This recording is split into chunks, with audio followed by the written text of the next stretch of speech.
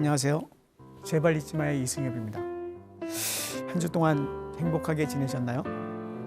네, 오늘은 만성 퇴행성 질환인 파킨슨에 의한 치매에 관한 사실을 알아보는 날입니다.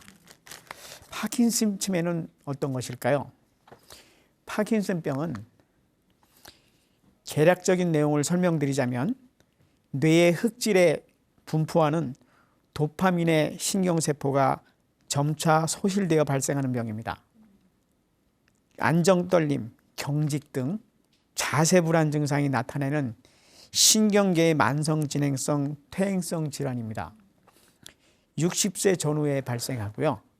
유병률은 65세 이상에서 100명당 1명, 80세 이상에서 100명당 3명, 현재 우리나라에는 약 10만 명 이상의 환자가 있는 것으로 추정을 하고 있습니다. 또한 최근 국민건강보험공단에서 자료를 보다면요, 파킨슨병이 연평균 7.2% 증가한 것으로 나타났습니다. 특히 남자보다 여자가 약 20% 정도 더 많다고 합니다. 또한 80세 이상의 파킨슨 환자가 증가했고 요양병원에 입원 환자 수도 증가했다고 합니다. 병의 특성상 입원 기간이 길어서 진료비도 높다고 하는데요. 파킨슨병은 1812년 영국의 의사 제임스 파킨슨이 처음으로 보고해서 알려진 병입니다.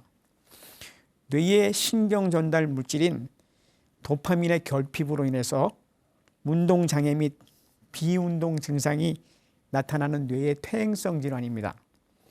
주로 떨림증, 근육의 경직, 몸 동작이 느려지고 걸음걸이에 장애가 생기며 전반적인 운동장애가 발생하면서 인지장애나 우울증, 환각, 환시, 자율신경계통의 증상도 동반된다고 합니다.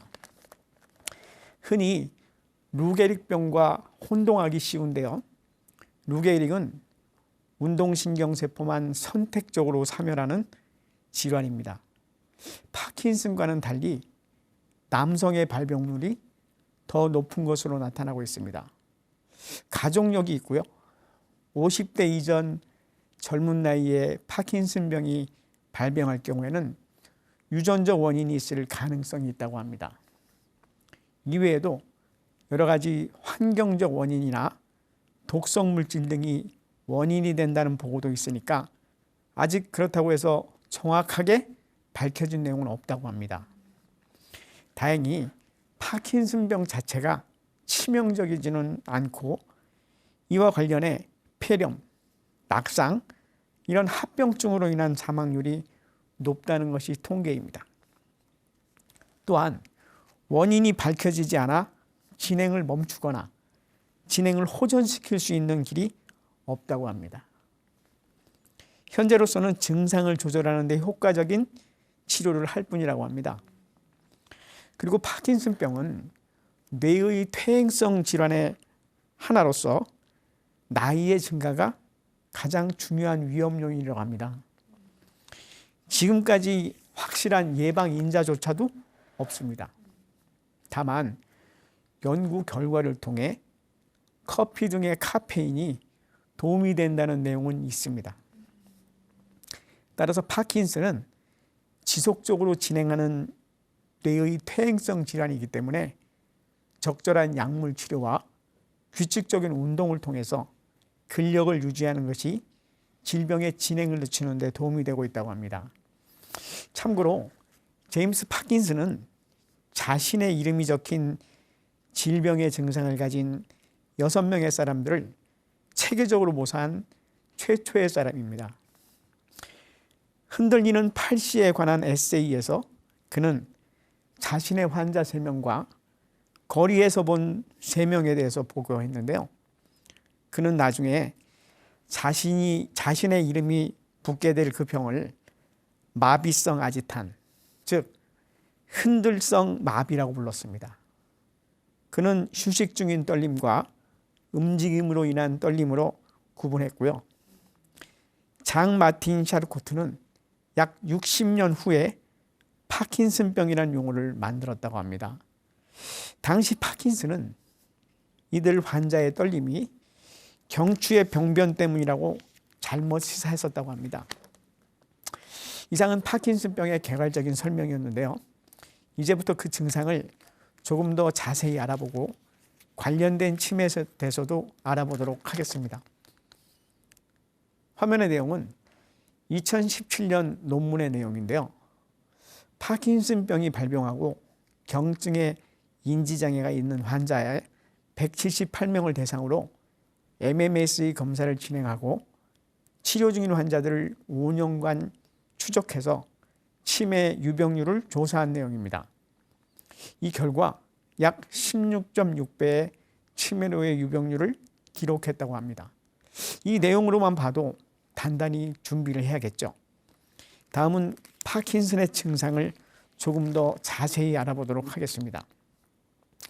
파킨슨병의 증상에는 운동성 증상과 비운동성 증상이 있는데요. 운동 증상은 주로 한쪽에서 시작되고 이후에는 양쪽으로 발전하는데 처음 시작된 방향의 증상이 더 심하게 된다고 합니다. 그렇다면 첫 번째 증상은 떨리는 증상입니다. 손이나 손가락 같은 사지의 일부분이 떨리는 증상인데요.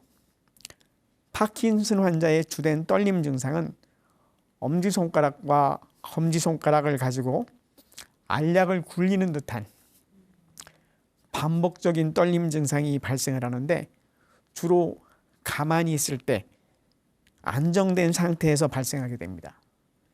그래서 안정시 떨림이라고도 불린다고 합니다. 다음은 서동입니다. 파킨슨병 환자에게서는 운동 능력이 감소가 돼서 정상인에서는 간단하게 할 수 있는 것도 파킨슨 환자는 몸이 느리기 때문에 힘들게 됩니다.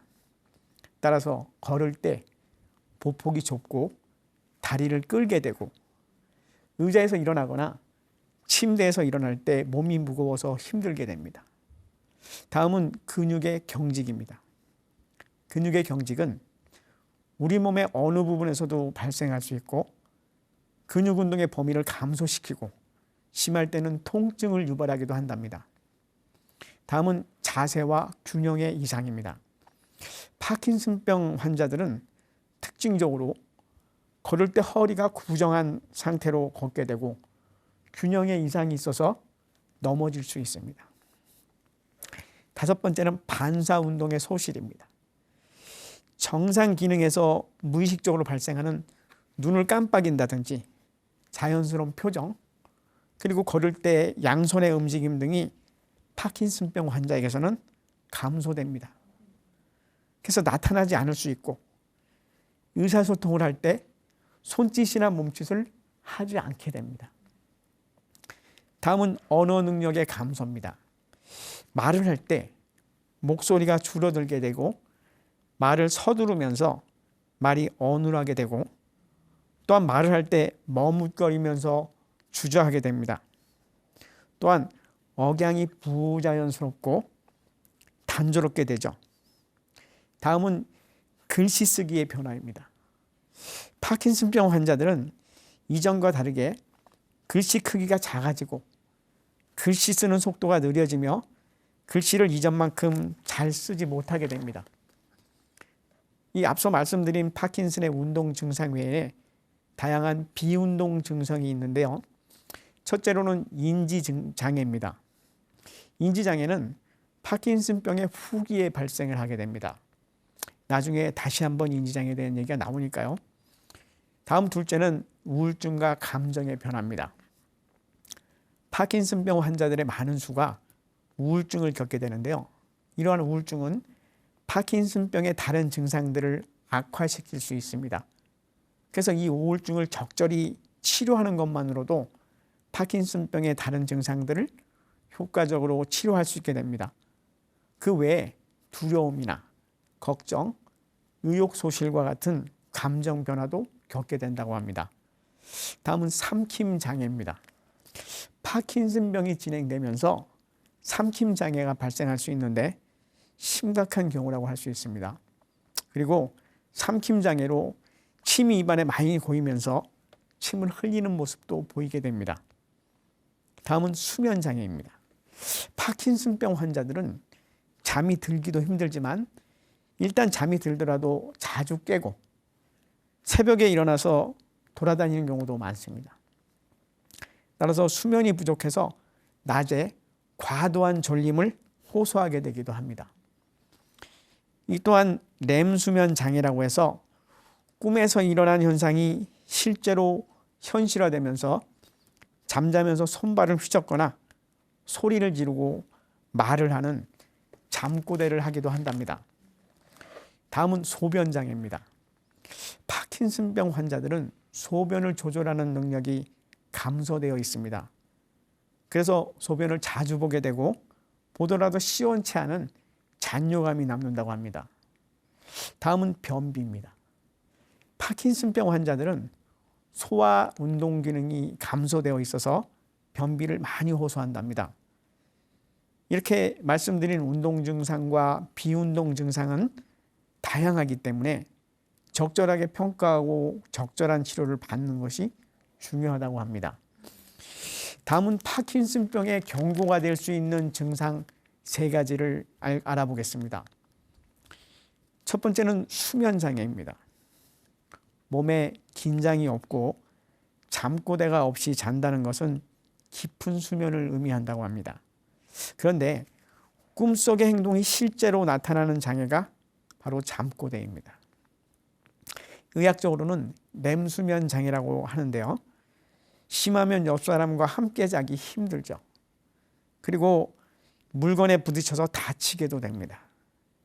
조사에 따르면 이러한 잠꼬대를 하는 사람이 그렇지 않은 사람보다 파킨슨병 발병률이 1.5에서 3.5배 많이 관찰되는 것을 확인할 수 있습니다. 실제로 수면장애를 가지신 분들의 뇌를 관찰했을 때 나이가 들어가면서 퇴행성 뇌질환 장애가 일어날 확률이 더욱 높아졌습니다. 따라서 우리 부모님들이 잠꼬대가 심해서 잠을 깊이 못 주무신다면 미리 의심하고 대비를 하는 것이 좋겠죠. 다음은 변비입니다. 퇴행성 뇌질환인 파킨슨의 변비가 무슨 연관인지 이해 안 갈 수도 있죠. 그런데 이 위장신경계는 제2의 뇌로 불릴 만큼 독립적이라고 합니다. 뇌의 명령을 받지 않고도 움직일 수 있는 신경세포가 있다는 주장이 나오기도 한답니다. 이러한 신경세포의 영향 때문인지 변비가 있는 사람은 파킨슨 발병률이 높다는 연구도 있습니다. 24년 동안 질병이 없는 남성 6,700명을 조사한 결과 배변이 1회 미만이었던 사람이 1회 이상이었던 사람보다 약 2.7배 발병 위험률 결과가 나왔습니다. 또한 실제 파킨슨 환자의 약 70%에서 변비가 관찰되었다고 합니다. 다음은 후각장애입니다. 비염이 아닌데도 냄새를 맡지 못하는 증상을 나타내기도 합니다. 파킨슨병 환자 가족의 250명으로부터 후각 검사를 해보았을 때 이 중 25명의 환자가 후각 저하를 보였다고 합니다. 또한 질병이 없는 노인 약 2,000명을 대상으로 연구했을 때 후각 기능이 떨어지는 25%의 하위 집단이 상위 집단보다 발병률이 높았음을 확인했고요.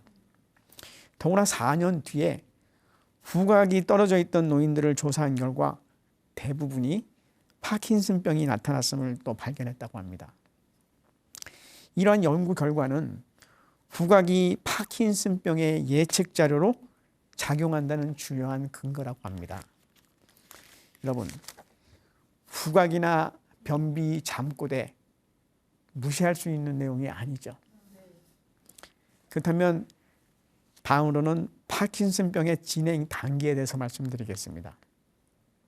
총 5단계로 나눌 수 있고요.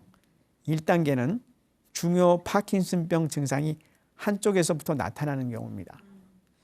다음 2단계는 이 위의 증상이 양측적으로 나타나는 경우이고, 3단계는 균형 잡기 어려움이 보이지만 아직은 혼자서 독립적인 생활을 가능한 경우입니다.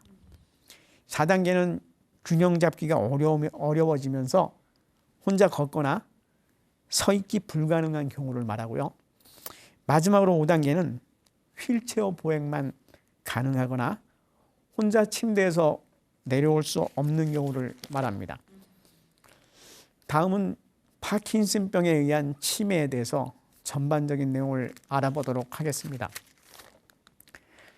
파킨슨 증상이 오랜 시간 지속되다가 치매 증상을 보이며 인지장애가 나타나는 것을 파킨슨 치매라고 하는데요.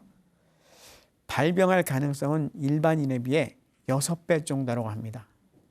하지만 이 치매는 알츠하이머 치매와는 좀 다른 모습을 보이죠.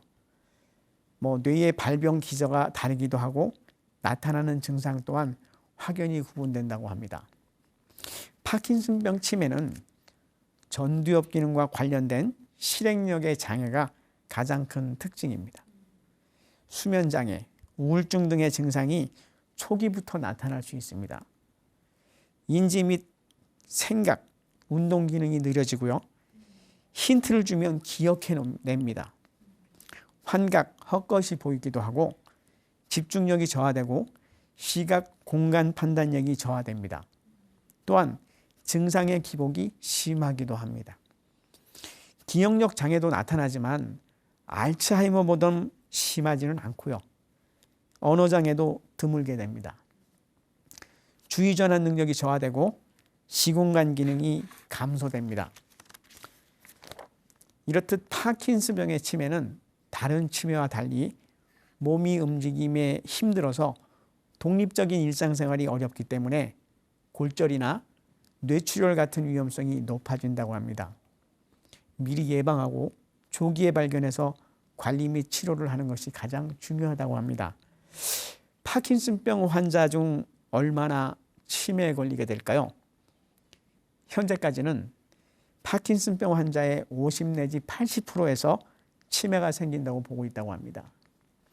그 발병하는 시점은 파킨슨병이 생긴 지 대략 10년 정도라고 발표된 바가 있습니다. 그렇다면 파킨슨 치매의 위험 요인은 어떤 것이 있을까요? 모든 파킨슨병의 환자가 치매에 걸리지는 않습니다. 요인을 보면요. 첫 번째는 70세 이상의 나이, 두 번째는 파킨슨병의 정도가 심한 경우, 세 번째는 정신과적 증상이 같이 있는 경우인데요. 환시나 망상, 우울증 같은 것을 얘기합니다. 다음 네 번째는 심한 정신적 스트레스에 노출됐을 때, 다섯 번째는 심혈관 질환 동반시, 여섯 번째는 교육 수준과 사회 경제 수준이 낮을수록인데요. 이럴 때 뇌의 예비 기능이 높을수록 병을 견뎌내는 능력이 생기는데 경제 수준이나 교육 수준이 낮을수록 이 기능이 떨어진다고 합니다. 뇌의 예비 능력은 경력이나 졸업한 학교의 수준이 아니고 뭔가를 새롭게 배우거나 그림을 본다든가 책을 보고 사람들과 대화하는 것을 즐기는 등 뇌를 자극하는 수준을 말한다고 합니다. 뇌의 예비 기능이 꼭 학력이 높고 교육 수준이 높다는 얘기는 아니죠. 그렇다면 최선의 대책은 치매가 발견되기 이전에 발견해서 관리하는 것이 제일 좋겠죠. 인지 기능이 정상이던 사람이 어느 날 갑자기 인지 기능이 나빠질까요? 뇌 신경세포가 점점 없어지면서 치매 단계로 넘어가면 언제인지 모르게 서서히 진행하는 과정을 밟기 때문에 인지 기능은 좋지 않지만 치매가 되기 이전의 단계가 존재합니다. 우리는 그것을 경도인지 장애라고 부르죠. 알츠하이머에도 파킨슨에 의한 치매에도 이 단계가 존재합니다. 건강관리나 인지에 좋은 예방활동을 하는 것이 최선이라는 것이 전문가들의 조언입니다. 다음은 우리가 익히 잘 알고 있는 분들 중에서도 파킨슨병과 관련된 분들이 있다고 합니다. 이분들에 대한 얘기를 잠깐 드리도록 하겠습니다. 이분들 누구신지 다들 아시는 분들이죠. 첫 번째로 아돌프 히틀러입니다. 히틀러의 다양한 의무 기록에 따르면 그에게는 1933년 44세 이후 안정시 떨림, 앞으로 몸이 굽은 양상의 자세 변화, 표정 저하, 느린 움직임 등 파킨슨병 증상이 나타났다고 합니다. 그의 증상은 왼쪽 팔에서 안정시 떨림 증상으로 시작해서 1945년 영상에서는 왼팔을 거의 움직이지 않고 느리게 걷는 모습, 이것으로 관찰이 되기 시작했습니다. 연구팀은 히틀러의 파킨슨 질환이 서서히 진행되면서 전반적으로 느린 보행과 앞으로 굽은 자세 등을 보였다고 사망 전까지 약 2단계의 증상으로 해당됐다고 합니다. 다음은 교황 요한 바오로 2세입니다. 한국을 2번이나 찾았죠. 71세이던 1991년부터 파킨슨병의 초기 증상이 관찰된 것으로 전해집니다. 이후 1993년에 이탈리아의 정형외과 의사가 교황의 오른쪽 다리 골절을 진찰하다가 파킨슨병으로 정식 진단했습니다. 증상은 서서히 진행돼서 왼손을 떨고 왼쪽 얼굴 근육이 경직되고 80대 때는 발음이 부정확해지고 걸음이 느릿한 모습이 뚜렷하게 관찰됐다고 합니다. 바티칸은 교황의 파킨슨을 대중하게 숨겨오다가 2003년에서야 공식 인정했다고 합니다. 다음은 나혜석이라는 분입니다. 여러분 나혜석이라는 분 아시나요? 정월 나혜석은 일제강점기와 대한민국 건국 초기에 활동했던 한국 최초의 여성 서양 화가입니다. 그녀는 40세가 된 1936년부터 여러 질환으로 병원에 다녔는데요. 그의 조카는 나혜석을 어떤 남루한 할머니, 입을 벌린 채 덜덜 떠는 할머니 등으로 회고했습니다. 40세인데요. 이는 나혜석이 45세 때였던 1941년의 모습이었는데요. 당시 이 파킨슨병의 증상 시 안정시 떨림으로 나타났고요. 심한 가면 얼굴 증상으로 입을 벌리고 덜덜 떨었던 것으로 생각을 합니다. 다만 연구팀은 나혜석의 질환이 파킨슨병인지 파킨슨 플러스 증후군인지는 감별하기 힘들다는 의견을 내놓기도 했습니다. 다음은 무하마드 알리입니다. 여러분도 잘 아시죠? 무하마드 알리는 영원한 챔피언이라고 불리기도 합니다. 전설의 복서 무하마드 알리는 21년의 선수 생활 동안 통산 56승 5패라는 20세기 최고의 전적을 기록했습니다. 1981년 39살의 나이로 은퇴하기 전부터 손떨림, 보행장애, 언어장애를 보이기 시작했고요. 1984년에는 자신이 파킨슨 증후군을 앓고 있다고 밝혔습니다. 이후 파킨슨 증상이 점차로 심해지고 급기야는 치매도 나타났죠. 흡인성 폐렴에 의한 폐혈증으로 2016년 7월 74세의 나이로 운명했습니다. 알리의 파킨슨과 치매의 원인은 뇌 손상이 반복되어 생기는 만성 외상성 뇌병이었습니다. 만성 외상성 뇌병은 반복된 머리 손상으로 인해 발생하는 신경퇴행성 질환이라고 합니다. 사소한 머리 손상이라도 자주 반복되는 경우는 8년 내지 10년 정도 지나면 증상이 나타나기 시작합니다. 초기 증상으로는 집중력 장애, 어지럼증, 두통을 보이고 시간이 지남에 따라 기억력과 판단력도 떨어지고 충동 조절도 어려워지며 나중에는 파킨슨이나 치매를 보이게 됩니다. 신체 접촉이 많은 권투, 미식축구, 럭비, 레슬링, 아이스하키, 격투기 선수 등 이런 분들에게 많이 발생하는데요. 머리를 자주 다치는 선수의 경우 많게는 30%까지 보고가 되고 있다고 합니다. 정확한 진단을 위해서는 부검이 필요할 정도입니다. 하지만 알츠하이머 병과 유사하게 타우 신경섬유 다발을 보이고요. 반면에 알츠하이머병과 다르게 베타 아밀로이드는 관찰되지 않는다고 합니다. 만성 외상성 뇌병을 조기에 진단하기 위해서는 이런 방법이 있습니다. 최근에 동위원소를 이용한 핵의학 뇌영상과 자가항체에 대한 연구가 진행 중이라고 합니다. 뚜렷한 치료는 없고요. 예방만이 중요하답니다.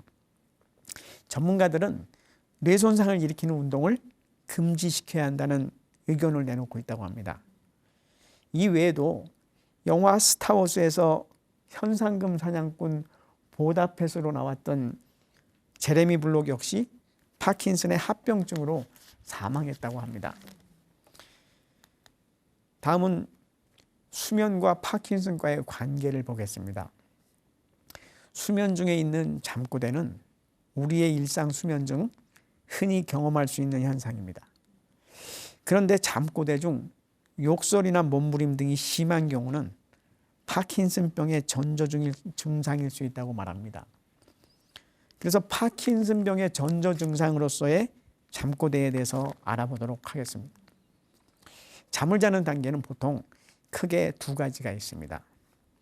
눈동자가 빨리 움직이는 렘 수면과 눈동자가 움직임이 없는 난렘 수면이 그것인데요. 잠을 자는 동안 이 두 가지 형태가 4~5회 반복된다고 합니다. 또한 잠꼬대는 렘 수면 단계에서 발생한다고 합니다. 그렇다면 렘 수면과 난렘 수면에 대해서도 알아보겠습니다. 렘은 눈동자가 빨리 움직인다는 뜻이며 렘 수면이란 여러 수면 단계 중에서 얕은 잠을 자는 단계를 말하고 몸은 자고 있어도 뇌는 깨어있는 상태입니다. 꿈을 꾸는 단계라고 해서 꿈수면이라고도 합니다. 이 시간에는 집중력, 기억력, 감정 조절 등의 정신적 피로를 풀어주는 단계라고 합니다. 이때는 호흡 근육과 눈을 제외한 팔, 다리 근육이 마비로 움직일 수 없는 단계로 꿈을 꾸고 낮 동안 일들을 기억하게 되는데요. 렘 수면기를 지나서 난렘 수면기로 진입이 잘 안 되면 얕은 잠이 지속되면서 말하지 않아야 될 입과 움직이지 않아야 할 손발이 움직이면서 욕설, 발차기, 주먹질 등 증상을 보이게 된다고 합니다. 다음 난렘 수면은 눈동자의 움직임이 없다는 뜻입니다. 수면의 대부분인 약 75%를 차지하고요. 근육이나 뼈, 소화기관, 심장 등의 신체 피로를 풀어준다고 하는데요. 어린아이들이 나타내는 이상행동인 야경증은 이 난렘 수면의 장애라고 합니다. 보통 꿈을 꿀 때 뇌는 활성화되지만 팔다리 근육은 마비됩니다. 꿈을 꿀 때 꿈의 내용에 따라 움직이면서 다칠 수 있는 우리의 몸을 보호하기 위해서라나요? 하지만 렘 수면 행동 장애가 있으면 꿈을 꿀 때 근육이 마비되지 않아서 팔다리를 움직이게 됩니다. 꿈을 만드는 뇌 속 뇌간의 운동 마비 부위에 문제가 생겨서 렘 수면의 조절이 원활치 않은 것이 원인으로 알려져 있습니다. 약물 부작용과 스트레스도 영향을 준다고 합니다. 큰 소리를 지르거나 화를 내는 잠꼬대도 동반됩니다. 노인성 잠꼬대가 뇌간에 문제가 있는 렘 수면 행동 장애와 관련이 있고 파킨슨병도 뇌간 흑질에서 도파민을 분비하는 신경세포의 손상 문제로 나타나기 때문에 노인성 잠꼬대를 파킨슨병, 치매 같은 퇴행성 뇌질환의 전조 증상으로 함께 볼 수 있는 것입니다. 연구에 의하면 렘 수면 행동 장애가 있는 사람의 50%가 파킨슨병이나 치매 증세를 보였다고 합니다. 문제가 없는 일반적인 잠꼬대는 보통 젊은이와 어린이들에게 많이 나타나고 잠들고 3시간 내에 발생한다고 합니다. 이 또한 말만 하고 행동이 적은 것이 특징입니다. 치매나 파킨슨병의 위험이 있는 잠꼬대의 특징은 주로 노인층에게 나타나고요. 새벽 3시에서 5시경 발생한답니다. 이 같은 잠꼬대의 횟수가 주 1회 이상이고 소리를 지르거나 거친 욕을 하기도 합니다. 또 팔과 발을 휘젓거나 욕을 하는 등 과격한 행동 또한 특징으로 나타나기도 합니다. 노년층이 고혈압, 당뇨병, 고지혈증 등 심혈관 질환의 위험 요인을 갖고 있거나 코골이, 수면 무호흡증이 증반되면 잠꼬대의 원인이 수면 중 호흡 문제와도 연결돼서 더 관심을 가져야 합니다. 수면 중 무호흡이 발생하면 뇌와 심장이 쉬지 못해서 심뇌혈관 질환 발생 위험이 더욱 높아지기 때문이라고 합니다. 이때 잠꼬대 증상이 함께 나타날 수 있는데요. 잠꼬대를 비롯해서 코골이, 수면 무호흡, 만성질환을 방치하면 치매, 파킨슨병과 뇌졸중 등 뇌혈관 질환 발생 위험이 3.3배 높은 것으로 보고되고 있다고 합니다. 고혈압, 심혈관 질환, 주간 졸림증의 위험도 증가한다고 하죠. 평상시에 고혈압, 당뇨병, 고지혈증 등의 심혈관 질환의 위험률이 있는 분은 잠꼬대와 코골이, 수면 무호흡이 동반되고 잠꼬대의 횟수가 점차로 증가하는 경향을 보이는 분들은 반드시 검사를 진행하는 것이 좋다고 합니다. 다음은 알츠하이머병과 파킨슨에 의한 치매와의 차이를 알아보도록 하겠습니다. 파킨슨병에 의한 치매는 알츠하이머 치매와는 다른 모습을 보입니다. 뇌의 발병 기저가 다르기도 하고 나타나는 증상 또한 확연히 구분됩니다. 알츠하이머병의 주 증상은 인지 기능 장애를 보이다가 병변이 뇌 표면에서 뇌 깊숙한 곳으로 퍼지면서 운동 장애가 동반되는 경향을 보이는 반면에 파킨슨병은 뇌의 깊숙한 곳에서 병변이 시작되고 운동장애 증상을 먼저 보이다가 병변이 뇌 표면으로 번지면서 치매 증상과 같은 인지기능 장애가 나타나는 것이 특징입니다. 알츠하이머 치매는 최근에 들은 말, 사건을 송두리째 잊어버리고 기억하기가 힘들어합니다. 힌트를 주어도 기억 재생이 어렵습니다. 언어장애, 실행불능 등의 증상을 보이고요. 반면에 파킨슨병 치매는 전두엽 기능과 관련된 실행력의 장애가 가장 큰 특징입니다.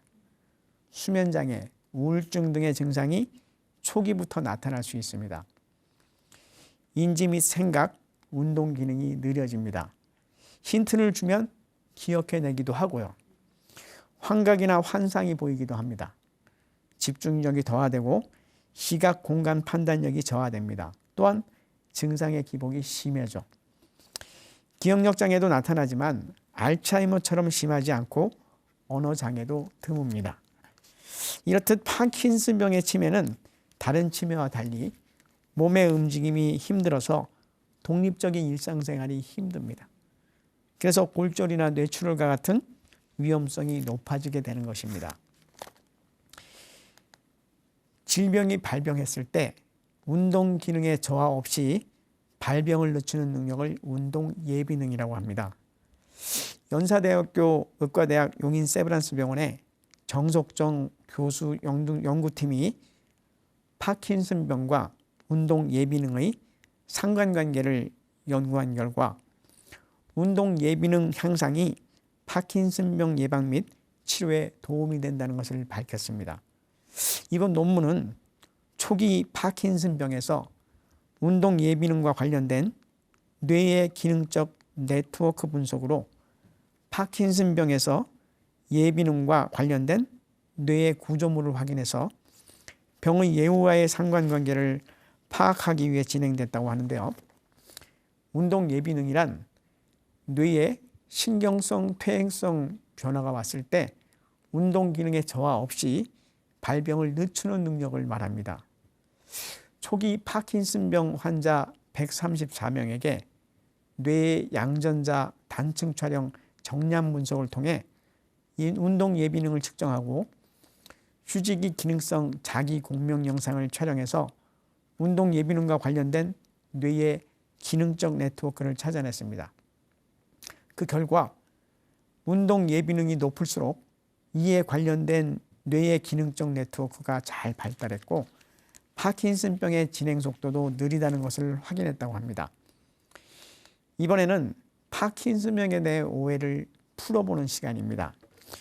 첫 번째는 파킨슨병은 불치병이다. 정답은 세모입니다. 반은 맞고 반은 틀리는 얘기라는 거죠. 파킨슨병은 과거에는 난치병으로 여겼습니다. 현재는 의학 발달로 완치에 가깝다고 합니다. 매년 꾸준히 신약이 나오고 있고 아직 임상 단계지만 완치 사례도 보고됐다고 합니다. 지난 6월에는 미국 하버드대 맥림병원 김광수 교수 연구팀이 피부 세포를 도파민 신경세포로 역분화한 뒤 뇌에 이식하는 방법으로 60대 파킨슨병 환자를 완치 수준으로 회복시켰다는 연구 결과를 발표해서 화제를 모았다고 합니다. 김 교수에 따르면 이 환자는 도파민 이식 이후 스스로 구두끈을 묶거나 수영, 자전거를 탈 수 있을 정도로 운동 능력을 회복했다고 합니다. 김 교수는 10여 년 정도 후속 연구를 수행하면 맞춤형 세포 치료가 파킨슨병의 보편적인 치료법으로 자리 잡게 될 것이라고 말했다고 합니다. 연구팀은 현재 미국 FDA 승인 절차와 함께 추가 임상시험을 준비하고 있는 것으로 알려졌습니다. 두 번째는 파킨슨병은 유전적 요인이 크다? 정답은 X입니다. 파킨슨병의 유전적 소인은 약 10% 정도로 대부분은 환경, 생활습관, 다양한 원인이 복합적으로 작용한다고 합니다. 다만 40세 미만 젊은 나이에서 발병하는 파킨슨병은 유전적 영향이 큰 것으로 보고 있습니다. 구체적으로는 LRRK라는 유전자 변이를 가진 사람이 그렇지 않은 사람보다 파킨슨병 발병률이 약 2~3배 높은 것으로 알려지고 있습니다. 다음 세 번째는 흡연, 음주, 커피가 파킨슨병 예방에 도움이 된다? 정답은 세모입니다. 서울대병원 김율 전임의가 2009년 건강검진을 받은 40대 이상 성인 680만 명의 데이터를 분석한 결과 남성은 흡연, 여성은 음주를 할 경우에 파킨슨 발병률이 비흡연, 비음주자에 비해서 최대 50%까지 낮았다고 합니다. 또 커피 속 카페인이 LRRK2 돌연변이 단백질의 발현율을 떨어뜨려서 파킨슨병 발병을 막는 효과가 있는 것으로 알려져 있습니다. 그렇지만 파킨슨병을 막겠다고 흡연과 음주를 한다면 다른 병에 걸릴 가능성이 있겠죠. 바로 암입니다. 다음 네 번째는 심한 잠꼬대는 파킨슨병의 전조 증상이다. 정답은 O입니다. 뇌파는 깨어 있지만 몸은 잠들어 있는 렘 수면 기간에는 움직임 없이 깊이 잠드는 게 정상입니다. 하지만 뇌간의 운동 조절이 문제가 되는 파킨슨병의 경우에는 렘 수면 동안 운동 마비 기능이 떨어져서 심한 잠꼬대를 할 수 있습니다. 2018년 분당 서울대병원이 뇌 MRI 검사를 통해 렘 수면 행동장애 환자들의 파킨슨병 진행 여부를 예측한 결과 전체 파킨슨병 환자들이 60%에서 이상 소견이 발견되었습니다. 이들의 파킨슨병 발병 확률은 일반인보다 약 7.13배 높은 것으로 조사됐다고 합니다. 다음 다섯 번째는 파킨슨병은 사망률을 높인다? 정답은 X입니다. 과거 파킨슨은 5년 이내의 사망률이 약 30%에 육박할 정도로 사망률이 높은 질환이었습니다. 거기다가 15년 내 사망률은 무려 91%에 달했습니다. 하지만 현재는 이 다양한 치료법, 치료제의 등장으로 사실상 만성질환에 가까워졌다고 합니다. 여러 연구 결과에 따르면 파킨슨병 환자와 일반인의 평균 수명은 별 차이가 없고 사망률에도 영향을 끼치지 않는다고 합니다. 다음 6번째는 파킨슨병 치료제는 최대한 늦게 먹는 게 좋다. 정답은 X입니다. 일부 환자들은 파킨슨병 약을 최대한 늦게 복용하는 것이 좋다고 생각합니다. 그래서 약 대신 운동이나 한방요법 등에 의존하기도 하죠. 잘못된 생각이라고 합니다. 파킨슨병은 비교적 약물 반응률이 높은 질병입니다. 늦게 복용할수록 약효가 떨어질 수 있다고 합니다.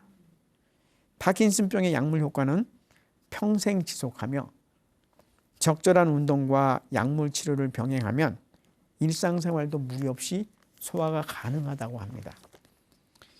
다음 7번째는 파킨슨 증후군과 파킨슨병은 같은 병이다. 정답은 X입니다. 파킨슨 증후군은 파킨슨병 증상 외에 다른 증상이 복합적으로 나타나는 것이라고 합니다. 파킨슨 복합제 증후군이라고도 하는데요. 보통 약물 치료에 잘 반응하지 않고 병의 진행도 빨라서 파킨슨병과는 전반적인 경과에서 차이를 보인다고 합니다. 도파민 말고도 뇌의 여러 부위에 침범하기 때문에 기립성 어지럼증이나 요실금, 판단력 저하 등 추가 증상이 뒤따를 수도 있다고 합니다. 파킨슨병은 1000명 중 1명꼴로 발병합니다. 치매와 함께 대표적인 신경계 질환으로 65세 이상의 노령 인구층에서 발병될 확률이 높은데요. 몸의 동작에 관여하는 도파민이라는 뇌의 신경 전달 물질의 이상으로 발현되는데 움직일 때보다 가만히 있을 경우에 떨림이 더욱 강해지는 특성이 있습니다. 걸음새가 이상해지고 근육이 굳는 증상이 나타나는 것이 이 병입니다. 이 파킨슨병과 증상이 유사해서 구별이 힘든 것이 바로 파킨슨 증후군입니다. 파킨슨 증후군은 도파민의 부족뿐만 아니라 신경세포까지 이상을 보이는 것으로 좀 더 상위 개념이라고 생각하면 됩니다. 이 증후군을 가진 환자의 70%는 손해가 위축이 되는 증상을 가지는데 이때 어지럼증과 기립성 저혈압을 경험할 수 있다고 합니다. 만약 중뇌가 위축이 되는 경우에는 치매가 조기에 찾아올 수도 있어서 더욱 각별한 주의가 필요하다고 합니다. 중요한 것은 파킨슨 증후군 환자는 가만히 있을 때 안정시에 떨림이 오는데 파킨슨 증후군은 활동을 할 때 몸이 떨리는 증상이 나타난다는 것입니다. 두 질환 모두가 근육의 이상으로 동작이 느려지고 말이 어눌해지는 공통의 증상을 가지고 있기 때문에 병원에서도 사실은 정확한 진단이 어렵다고 합니다. 이를 확인하기 위해서는 좀 더 정밀한 신경학적인 검사와 뇌 MRI가 필요하다고 합니다. 이렇듯 어려운 파킨슨의 증상이니까 발병하기 전에 예방하는 것이 최선이겠죠. 그렇다면 파킨슨을 예방하는 방법에는 어떤 것이 있을지 알아보도록 하겠습니다. 파킨슨병에는 운동이 가장 중요합니다. 몸이 불편하고 체력이 저하되었다고 해도 꾸준히 움직이는 것이 좋습니다. 하루에 1시간 이상 신체 활동, 아침 저녁으로 스트레칭, 가벼운 등산 등의 운동이 좋다고 합니다.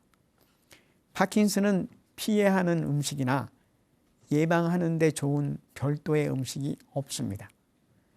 균형 잡힌 식사와 삼시세끼 꼬박꼬박 챙겨 드시는 것이 가장 중요하다고 합니다. 파킨슨에 대한 예방은 이렇듯 특별하지 않다는 것을 생각해 주시기 바랍니다. 증상이 갑자기 나타나는 것을 감안하셔서 가장 빠른 시간에 발병이 됐다는 느낌이 올 때 가장 빠른 시간에 의료진의 도움을 받는다면 예방이 어렵지 않다고 합니다. 우리 모든 질병의 예방은 일상입니다. 건강하게 오래 산다는 것은 어쩌면 행복이란 말로 표현할 수 있지는 않을까요? 젊은 시절 우리에게 필요했던 많은 것들 중 나이가 들어가며 그대로 필요한 것은 어떤 것들이 있을까요? 그리고 지금까지 또는 마지막까지 진정 필요한 것은 무엇일까요? 우리 주변에서 건강한 삶을 유지하면서 행복하게 늙어가는 분들의 모습을 그려보시기 바랍니다. 진정 우리에게 필요한 것은 건강한 일상이 아닐까요? 흐린 하늘에 뿌연 태양이 아닌 수평선에 걸려 있는데도 이글거리는 붉은 기운을 내뿜는 태양같이 건강한 행복이 함께 하시는 일상이 되시길 바라면서 오늘의 강의를 마치겠습니다. 감사합니다.